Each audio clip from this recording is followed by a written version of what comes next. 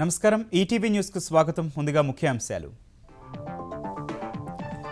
ఆంధ్రప్రదేశ్లో పీఆర్సీపై 3 రోజుల్లో సీఎం నిర్ణయం. ఫిట్మెంట్పై ముఖ్యమంత్రికి 11 ప్రతిపాదనలు ఇచ్చిన సీఎస్ కమిటీ. సీఎస్ కమిటీ సిఫార్సులపై ఉద్యోగ సంఘాల అసంతృప్తి. ఉద్యమ కార్యాచరణ కొనసాగిస్తామని వేర్వేరు సంఘాల నేతల వెల్లడి. శ్రీవారి పాదాల చెంతకు చేరిన అమరావతి రైతుల పాదయాత్ర. బహిరంగ సభకు అనుమతి కోసం హైకోర్టుకు వెళ్లిన ఐకాస. శ్రీరంగం రంగనాథస్వామి సేవలో సీఎం కేసీఆర్.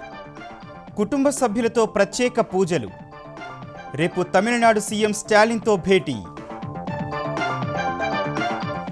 కాశీలో అభివృద్ధి కారిడార్ ప్రారంభించిన ప్రధాని. ఔరంగజేబు లాంటి వారు పుట్టిన ప్రతిసారి శివాజీ వంటి యోధులు వస్తారని వ్యాఖ్య. తెలంగాణలో 4 బొగ్గు బ్లాకుల వేలం ప్రక్రియ మొదలైందన్న కేంద్రం. కేటాయింపుల కోసం దరఖాస్తులు పిలిచినట్టు వెల్లడి.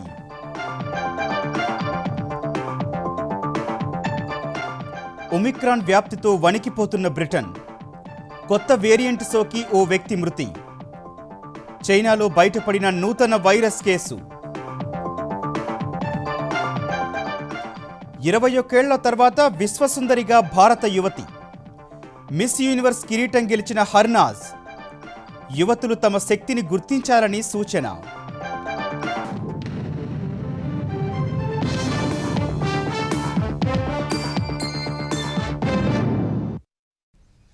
ఆంధ్రప్రదేశ్లో పీఆర్సీపై 3 రోజుల్లో ముఖ్యమంత్రి జగన్మోహన్ రెడ్డి నిర్ణయాన్ని వెలువరిస్తారని ఆంధ్రప్రదేశ్ ప్రభుత్వ ప్రధాన కార్యదర్శి సమీర్ శర్మ ప్రకటించారు. పీఆర్సీ నివేదికలోని 11 అంశాలను అమలు చేయాలని సిఫార్సు చేసినట్టు ఆయన తెలిపారు. ఒప్పంద, పొరుగు సేవల ఉద్యోగులకు, సచివాలయ ఉద్యోగులకు పీఆర్సీ అమలుపై సిఫార్సు చేసినట్టు వివరించారు. పీఆర్సీ సహా 71 డిమాండ్ల పరిష్కారం కోసం ఆంధ్రప్రదేశ్లో ఉద్యోగులు ఉద్యమ బాట పట్టిన వేళ ఆ రాష్ట్ర ప్రభుత్వం పీఆర్సీ అమలు దిశలో చర్యలు వేగవంతం చేసింది. తిరుపతి పర్యటనలో 10 రోజుల్లోనే పీఆర్సీపై నిర్ణయం తీసుకుంటామని సీఎం జగన్మోహన్ రెడ్డి చేసిన ప్రకటనకు అనుగుణంగా కసరత్తు పూర్తి చేస్తోంది. ఈ మేరకు పీఆర్సీపై ఆంధ్రప్రదేశ్ సీఎస్ నేతృత్వంలో ఏర్పాటు చేసిన కమిటీ ముఖ్యమంత్రికి తమ సిఫార్సులను అందజేసింది. ఈ మధ్యాహ్నం తర్వాత సీఎస్ సమీర్ శర్మ నేతృత్వంలోని కమిటీ పీఆర్సీపై తమ సిఫారసులతో కూడిన నివేదికను సీఎంకు సమర్పించింది. అనంతరం మీడియాతో మాట్లాడిన సీఎస్ పీఆర్సీ నివేదికలోని 11 అంశాలను అమలు చేయాలని కోరినట్లు తెలిపారు. 2019 జూలై 1 నుంచి 27% మధ్యంతర భృతి ఇస్తున్నట్టు తెలిపిన సీఎస్ ఈ పెంపు ద్వారా ఉద్యోగులకు 11,270 కోట్లు, పెన్షనర్లకు 4,570 కోట్లు చెల్లించినట్టు చెప్పారు. ఇప్పుడు ఏపీ ఆర్థిక పరిస్థితి సహా పలు అంశాలను పరిగణలోకి తీసుకుని 7 ప్రతిపాదనలను సూచించినట్టు సీఎస్ వివరించారు.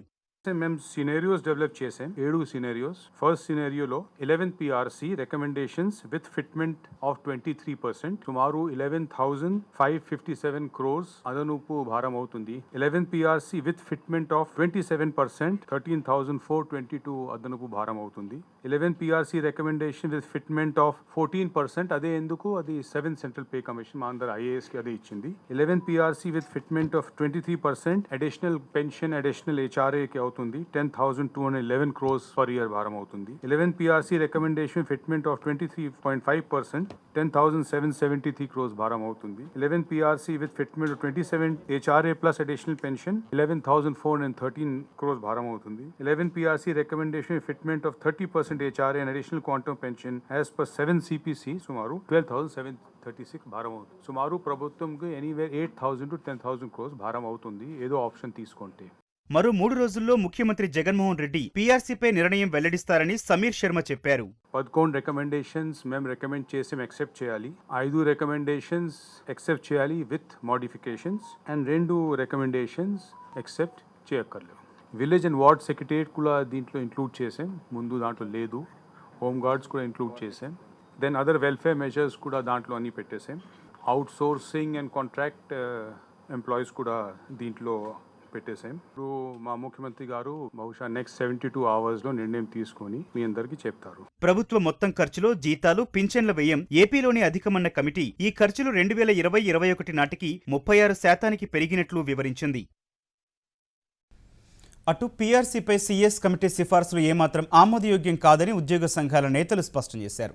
కేంద్ర ప్రభుత్వ ఉద్యోగులు రాష్ట్ర ప్రభుత్వ ఉద్యోగుల జీతాల్లో చాలా వ్యత్యాసం ఉంటుందని, వారికి ఇచ్చినట్లే ఇక్కడ ఫిట్మెంట్ ఇస్తామనడం సరికాదన్నారు. కమిటీ సిఫార్సులు వెబ్సైట్లో పెట్టినందుకు కృతజ్ఞతలు తెలిపారు. తమ ఉద్యమం ఇంకా ముందుకు వెళ్లకముందే సీఎం పరిష్కరించాలన్నారు. 70 డిమాండ్లు పరిష్కరించే వరకు ఉద్యమ కార్యాచరణ కొనసాగుతుందని స్పష్టం చేశారు. ప్రభుత్వానికి సహకరించేందుకు ఏపీజేఏసీ అమరావతి సిద్ధంగా ఉన్నట్లు చెప్పారు.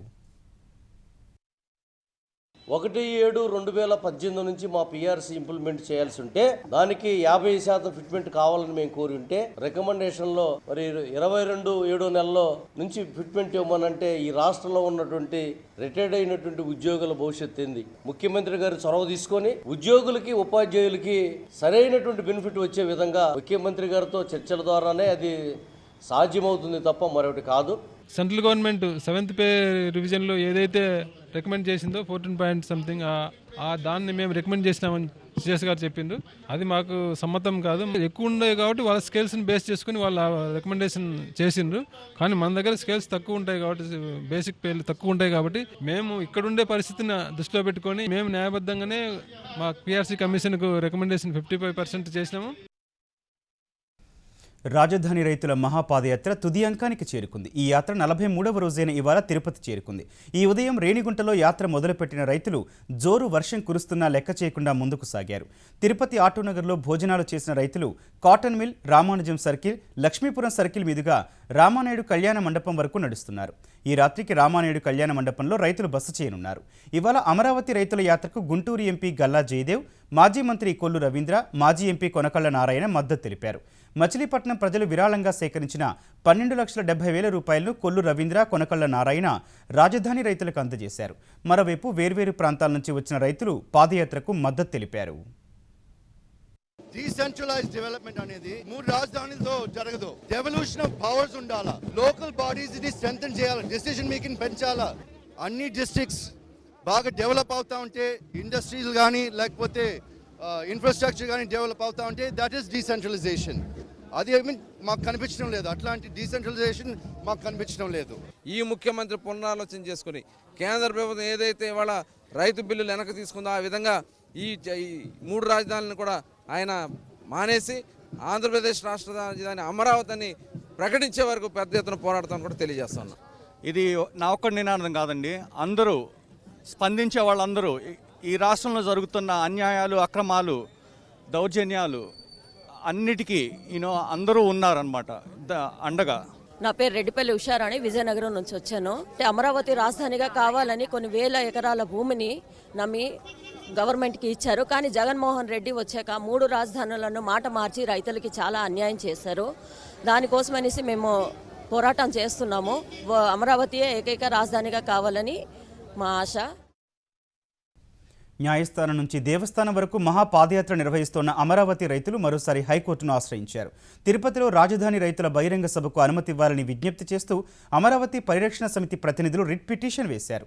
ప్రభుత్వం ఉద్దేశపూర్వకంగా తమ సభను అడ్డుకుంటోందని రైతుల తరపు న్యాయవాది లక్ష్మీనారాయణ పిటిషన్లో పేర్కొన్నారు. మహాపాదయాత్రకు డీజీపీ షరతులతో కూడిన అనుమతి ఇచ్చారని, బహిరంగ సభకు అనుమతి ఇవ్వాలా వద్దా అనేది చిత్తూరు జిల్లా ఎస్పీ అని, అలాంటిది సభపై ఓ డీఎస్పీ నిర్ణయం ఎలా తీసుకుంటారని పిటిషన్లో ప్రశ్నించారు. ఈ పిటిషన్ను కోర్టు విచారణకు స్వీకరించింది. రేపు విచారణ జరిగే అవకాశం ఉంది. ముఖ్యమంత్రి కేసీఆర్ శ్రీరంగం రంగనాథస్వామిని దర్శించుకున్నారు. కుటుంబ సభ్యులతో కలిసి తమిళనాడు పర్యటనకు వెళ్లిన సీఎం శ్రీరంగంలో స్వామివారిని దర్శించుకున్నారు. రంగనాథస్వామి ఆలయంలో ప్రత్యేక పూజలు చేశారు. బేగంపేట నుంచి ప్రత్యేక విమానంలో కుటుంబ సమేతంగా తిరుచిరాపల్లికి వెళ్లిన కేసీఆర్ అక్కడి నుంచి శ్రీరంగం రంగనాథస్వామి దర్శనానికి రోడ్డు మార్గంలో వెళ్లారు. రాత్రికి చెన్నైలో బస చేయనున్న ముఖ్యమంత్రి కేసీఆర్ రేపు తమిళనాడు సీఎం స్టాలిన్ను కలిసే అవకాశం ఉంది. కేంద్రం వైఖరి, రాజకీయ అంశాలపై స్టాలిన్తో చర్చిస్తారని తెలుస్తోంది. భారత్లో ఆలయాలను ధ్వంసం చేసిన ఔరంగజేబు వంటి వారు పుట్టిన ప్రతిసారి శివాజీ లాంటి యోధులు కూడా పుడతారని ప్రధాని నరేంద్ర మోదీ అన్నారు. 12 జ్యోతిర్లింగ క్షేత్రం కాశీలో అభివృద్ధి కారిడార్ను ప్రారంభించిన ప్రధాని ఈ పనులతో సరికొత్త చరిత్ర లిఖితమైందన్నారు. సొంత నియోజకవర్గం వారణాసిలో ప్రధాని నరేంద్ర మోదీ తన కలల ప్రాజెక్టు కాశీ క్షేత్ర అభివృద్ధి కారిడార్ను ప్రారంభించడం సహా వేర్వేరు కార్యక్రమాల్లో పాల్గొన్నారు. ఈ ఉదయం వారణాసి చేరుకున్న ప్రధానికి ఉత్తరప్రదేశ్ గవర్నర్ ఆనందీబెన్ పటేల్, ముఖ్యమంత్రి యోగి ఆదిత్యనాథ్ స్వాగతం పలికారు. అనంతరం రోడ్డు మార్గంలో కాశీకి బయలుదేరిన మోదీకి దారి పొడవునా ప్రజలు పూలవర్షం కురిపించి స్వాగతం పలికారు. కాశీలో కాలభైరవ ఆలయాన్ని దర్శించుకున్న ప్రధాని గంగానదిపై క్రూయిజ్ పడవలో ప్రయాణించి లలితా ఘాట్ చేరుకున్నారు. అక్కడ కాషాయ దుస్తులు ధరించి గంగా స్నానం ఆచరించారు. గంగా స్నానం తర్వాత ముఖ్యమంత్రి యోగి ఆదిత్యనాథ్తో కలిసి కాశీ అభివృద్ధి పనులను ప్రధాని పరిశీలించారు. అక్కడే కాశీ అభివృద్ధి పనుల్లో పనిచేసిన సిబ్బంది, కార్మికులతో కలిసి భోజనం చేశారు. అనంతరం కాశీ విశ్వనాథుడిని దర్శించుకుని స్వామివారికి అభిషేకం, అర్చనలు నిర్వహించారు.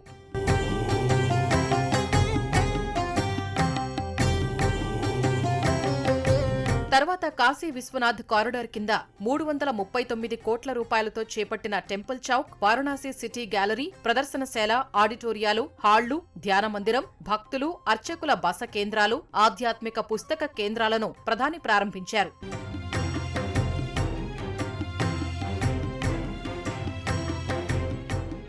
కార్మికులు, అధికార యంత్రాంగం సహా అంతా కష్టపడడం వల్లే కాశీ అభివృద్ధి పనులు విజయవంతంగా పూర్తయినట్టు చెప్పిన ప్రధాని ఈ పనుల్లో పాల్గొన్న కార్మికులపై పూలు చల్లి సత్కరించారు. కాశీ విశ్వనాథ్ కారిడార్ ప్రారంభంతో కొత్త చరిత్ర లిఖితమైందన్న ప్రధాని ఈ పనులు దేశానికి నిర్ణయాత్మకమైన దిశ, దశను చూపిస్తాయని తెలిపారు. हमारी इस वाराणसी ने युगों को जिया है, इतिहास को बनते बिगड़ते देखा है, कितने ही कालखंड आए गए, फिर भी बनारस बना हुआ है।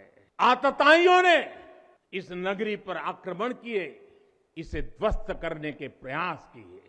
औरंगजेब के अत्याचार, उसके आतंक का इतिहास साक्षी है, जिसने संस्कृति को कट्टरता से कुचलने की कोशिश की। लेकिन देश की मिट्टी बाकी दुनिया से कुछ अलग है। यहां अगर औरंगजेब आता है, शिवाजी भी उठ खड़े होते हैं। वीर योद्धा उसे हमारी एकता की ताकत का एहसास करा देते हैं। కాశీ ఆలయాన్ని నిర్మించిన రాణి అహల్యాబాయి విగ్రహానికి నివాళి అర్పించిన ప్రధాని కాశీ క్షేత్రంపై చిత్ర ప్రదర్శనను వీక్షించారు. సాయంత్రం గంగా తీరంలో శివ దీపావళి పేరుతో నిర్వహించిన గంగా హారతిలో ప్రధాని పాల్గొన్నారు.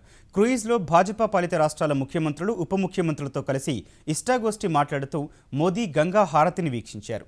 అక్కడే ఏర్పాటు చేసిన లేజర్ షోను కూడా తిలకించారు. శివ దీపావళి సందర్భంగా గంగా తీరం దీపకాంతుల్లో మెరిసిపోయింది.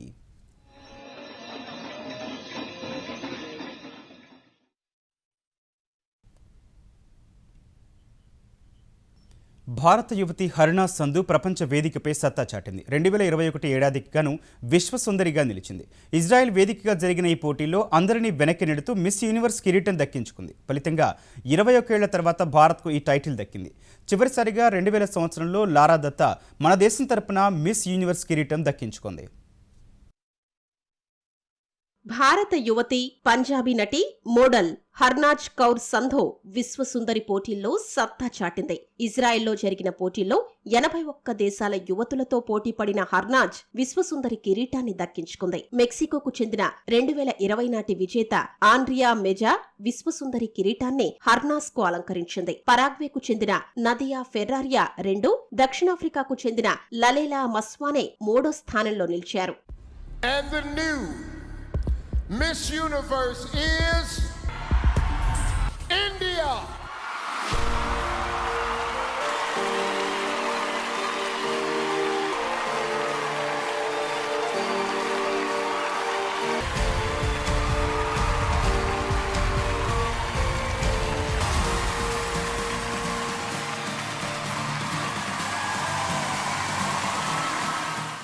ప్రస్తుత పరిస్థితుల్లో యువతులు ఎదుర్కొంటున్న ఒత్తిడిని ఎలా అధిగమించాలని సలహా ఇస్తారంటూ న్యాయ నిర్ణేతలు అడిగిన ప్రశ్నకు హర్నాజ్ అద్భుతమైన సమాధానమిచ్చింది.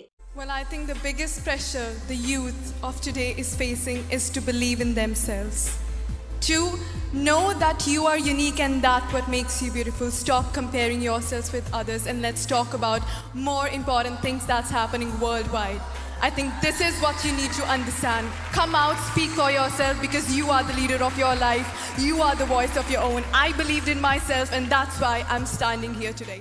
21 హర్నాస్ కౌర్ సంధు చండీగఢ్లోని పంజాబీ కుటుంబంలో 2000 సంవత్సరంలో జన్మించింది. శివాలిక్ పబ్లిక్ స్కూల్లో పాఠశాల విద్య పూర్తి చేసింది. తరువాత ఇన్ఫర్మేషన్ టెక్నాలజీలో డిగ్రీ చేసింది. ప్రస్తుతం పబ్లిక్ అడ్మినిస్ట్రేషన్ లో మాస్టర్స్ చేస్తోంది. హర్నాస్ చిన్నప్పటి నుంచి యోగా ఔత్సాహికురాలే కాకుండా గుర్రపు స్వారీ, ఈత, డాన్స్, యాక్టింగ్, ప్రయాణాలంటే ఇష్టపడేది. ఫలితంగా 17 ఏళ్లకే మోడలింగ్ లో అడుగుపెట్టింది. ఒక పక్క మోడలింగ్ చేస్తూనే అనేక ఫ్యాషన్ ప్రదర్శనల్లో పాల్గొనేది. ఈ క్రమంలోనే అందాల పోటీల్లో పాల్గొని 2017లో మిస్ చండీగఢ్ కిరీటాన్ని దక్కించుకుంది. 2020లో మిస్ ఇండియాగా ఎంపికైంది. ఇటీవల మిస్ దివా యూనివర్స్ ఇండియా 2021 కిరీటాన్ని సొంతం చేసుకుంది.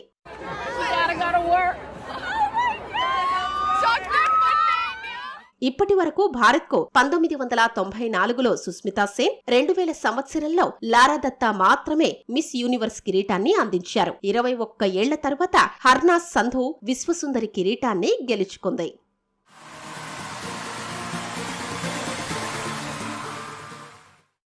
10వ తరగతి ఆంగ్ల ప్రశ్నాపత్రంలో వివాదాస్పద వ్యాసంపై విపక్షాల నుంచి విమర్శలు వెల్లువెత్తిన వేళ సీబీఎస్ఈ వెనక్కు తగ్గింది. ఈ వ్యాసాన్ని తొలగించి విద్యార్థులకు పూర్తి మార్కులు ఇస్తున్నట్లు ప్రకటించింది. ఈ వ్యవహారాన్ని పరిశీలించి నివేదిక ఇవ్వాలని నిపుణులను కోరినట్లు తెలిపింది. మహిళలకు స్వేచ్ఛ ఎక్కువ కావడం వల్ల ఇంట్లో పిల్లలపై తల్లిదండ్రుల అజమాయిషీ లేకుండా పోతోందని ఆ వ్యాసంలో పేర్కొన్నారు. భార్యలు భర్తలను గౌరవించకపోవడం వల్ల పిల్లల్లో క్రమశిక్షణ లోపిస్తోందని వివరించారు. ఈ అంశంపై లోక్సభలో విపక్షాలు కేంద్రాన్ని నిలదీయగా బోర్డు దిద్దుబాటు చర్యలు చేపట్టింది. తెలంగాణలోని 4 బొగ్గు బ్లాకుల వేలం ప్రక్రియ మొదలైందని కేంద్ర బొగ్గు గనుల మంత్రిత్వ శాఖ మంత్రి ప్రహ్లాద్ జోషి స్పష్టం చేశారు. వేలం ప్రక్రియలో నిబంధనలకు విరుద్ధంగా వ్యవహరించడం లేదని తెలిపారు. లోక్సభలో ప్రశ్నోత్తరాల సమయంలో కాంగ్రెస్ ఎంపీ ఉత్తమ్ కుమార్ రెడ్డి అడిగిన ప్రశ్నకు కేంద్ర మంత్రి సమాధానమిచ్చారు. 100 ఏళ్ల చరిత్ర కలిగి 20 ఏళ్ల నుంచి లాభాలు ఆర్జిస్తోన్న సింగరేణి సంస్థకు సమీపంలోని కోల్ బ్లాక్లను వేలం వేయాలనే నిర్ణయం సరికాదని పేర్కొన్నారు. ఇందుకు సమాధానం చెప్పిన ప్రహ్లాద్ జోషి బొగ్గు బ్లాకుల వేలం ప్రక్రియను సమర్థించుకున్నారు. యూపీఏ ప్రభుత్వ హయాంలో ఏం జరిగిందో అందరికీ తెలుసునని గుర్తు చేశారు. సింగరేణి కార్మికుల సమ్మె రాష్ట్ర ప్రభుత్వ ప్రాయోజితమని కేంద్ర మంత్రి ఆరోపించారు. In a very bizarre decision, the coal ministry, instead of allocating these coal blocks to Singareni collieries, which is a public sector, they have gone for a auction, and 50,000 workers of Singareni collieries are on a strike right now, causing a loss of 120 crores per day. So we demand that these auction of these 4 coal blocks be cancelled and they be allocated to Singareni collieries. Now the auction regime has begun. Whatever has happened during the UPA regime, it is all well known. The Supreme Court what has said, that is also known. We are not opting for the allocation route, and even if it is allocated, notice of inviting application is done. Arbitrarily we are not doing it, and this strike, whatever it is going on, it is unfortunately state sponsored. Greater Hyderabad పరిధిలో ఇంటింటికి తిరిగి 6,500 metric టన్నుల చెత్త సేకరణ చేస్తున్నట్టు తెలంగాణ పురపాలక శాఖ మంత్రి కేటీఆర్ అన్నారు. ఈ వ్యర్థాల నుంచి ఇప్పటికే 20 మెగావాట్ల విద్యుత్ ఉత్పత్తి ప్లాంటును ప్రారంభించామని ఆయన తెలిపారు. మరికొన్ని రోజుల్లో మరో 28 మెగావాట్ల విద్యుత్ ప్లాంటును ప్రారంభిస్తామని వివరించారు. హైదరాబాద్ సనత్ నగర్ మైదానంలో 250 స్వచ్ఛ ఆటోలను కేటీఆర్ ప్రారంభించారు. బీసీల పట్ల తెరాసకు చిత్తశుద్ధి ఉంటే ఆ పార్టీ నేతలు ఢిల్లీలో పోరాటం చేయాలని తెలంగాణ పీసీసీ అధ్యక్షుడు రేవంత్ రెడ్డి సవాల్ విసిరారు. బీసీల కులగణన చేపట్టాలని డిమాండ్ చేస్తూ ఢిల్లీలోని జంతర్ మంతర్లో బీసీ సంఘాలు చేస్తున్న ఆందోళనలో రేవంత్ రెడ్డి పాల్గొన్నారు. కులగణన చేయనందున రిజర్వేషన్లు, నిధుల కేటాయింపుల్లో బీసీలు నష్టపోతున్నారని బీసీ సంఘాల నేతలు అన్నారు. ఈ విషయంలో కేంద్రం వైఖరి నిరసిస్తూ 3 రోజులు నిరసనలు, ర్యాలీలు, కేంద్ర మంత్రుల నివాసాల ముట్టడి చేపడతామని ప్రకటించారు. వైకాపా పాలనలో పౌరుల ప్రాథమిక హక్కులు రాజ్యాంగంలోని పేపర్లకే పరిమితమని తెలుగుదేశం అధినేత చంద్రబాబు మండిపడ్డారు. ఎన్నో ఏళ్లు కష్టపడి నిర్మించిన వ్యవస్థలను సీఎం జగన్మోహన్ రెడ్డి 2.5 ఏళ్లలో నిర్వీర్యం చేశారని ధ్వజమెత్తారు. వైకాపా పాలనంతా అప్పులు, తప్పులు, తప్పుడు కేసులు, అక్రమ అరెస్టులేనని చంద్రబాబు విమర్శించారు. ఏబీఎన్ ఎండీ రాధాకృష్ణ సహా మరో 3 సిబ్బందిపై అక్రమంగా 0 ఎఫ్ఐఆర్ నమోదు చేయటం వైకాపా ప్రభుత్వ ఉన్మాదానికి పరాకాష్టాన్ని దుయ్యబట్టారు. ప్రజా సంక్షేమం గాలికొదిలి ప్రభుత్వ వైఫల్యాన్ని ప్రశ్నించే గొంతుకలను అణిచివేయటమే లక్ష్యంగా జగన్ పాలన సాగుతోందని చంద్రబాబు మండిపడ్డారు. తన మిత్రుడు రిటైర్డ్ ఐఏఎస్ లక్ష్మీనారాయణ నివాసంలో సోదాలు జరిగితే రాధాకృష్ణ అక్కడికి వెళ్లడమే తప్ప అని చంద్రబాబు ప్రశ్నించారు. ప్రజాక్షేత్రంలో మీ తప్పులకు శిక్ష తప్పదని సీఎం జగన్కు స్పష్టం చేశారు. ఒమిక్రాన్ వేరియంట్ బయటపడిన దక్షిణాఫ్రికా సహా బ్రిటన్లో కరోనా కేసులు భారీగా పెరుగుతున్నాయి.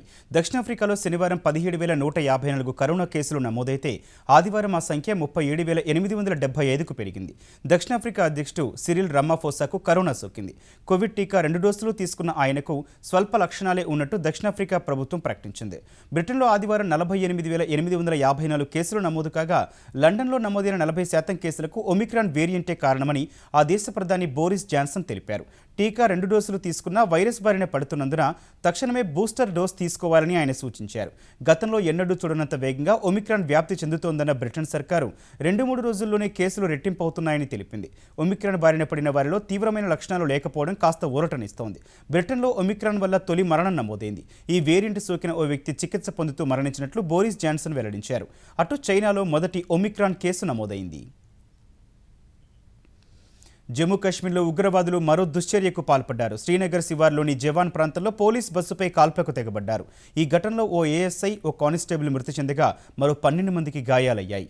ఇందులో ఒకరి పరిస్థితి ఆందోళనకరంగా ఉన్నట్లు తెలుస్తోంది. 2 ఉగ్రవాదులు పోలీసు బస్సుపై కాల్పులు జరిపినట్లు సమాచారం. పోలీస్ క్యాంపునకు సమీపంలోనే ఈ ఘటన చోటు చేసుకుంది.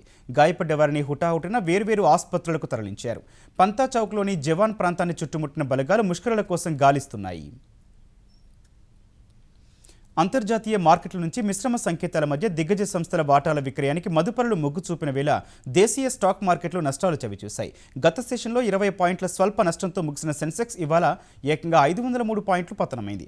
ఉదయం 59,104 పాయింట్ల వద్ద ఉత్సాహంగా ప్రారంభమైన సూచి ఈ క్రమంలో 59,203 పాయింట్ల గరిష్ట స్థాయిని తాకింది. తర్వాత అమ్మకాల ఒత్తిడితో 940 పాయింట్లు తగ్గిన సెన్సెక్స్ 58,243 పాయింట్ల కనిష్ట స్థాయికి పడిపోయింది. చివరకు 58,283 పాయింట్ల వద్ద స్థిరపడింది. జాతీయ స్టాక్ ఎక్స్చేంజ్ సూచీ నిఫ్టీ 143 పాయింట్లు తగ్గి 17,368 పాయింట్ల వద్ద ముగిసింది. దక్షిణాఫ్రికాతో ఈ నెల 26 నుంచి జరగనున్న టెస్ట్ సిరీస్కు భారత క్రికెట్ జట్టు వైస్ కెప్టెన్ రోహిత్ శర్మ దూరమయ్యాడు. ప్రాక్టీస్ సెషన్లో రోహిత్ శర్మ చేతికి గాయమైనట్టు బీసీసీఐ ప్రకటించింది. ఈ పరిస్థితిలో రోహిత్ స్థానంలో జట్టులోకి ప్రియాంక్ పాంచల్ జట్టులో చేరాడు. ప్రియాంక్ పాంచల్ ప్రస్తుతం ఇండియా ఏ జట్టు కెప్టెన్గా ఉన్నాడు. ఈటీవీ న్యూస్ సమాప్తం. నమస్కారం.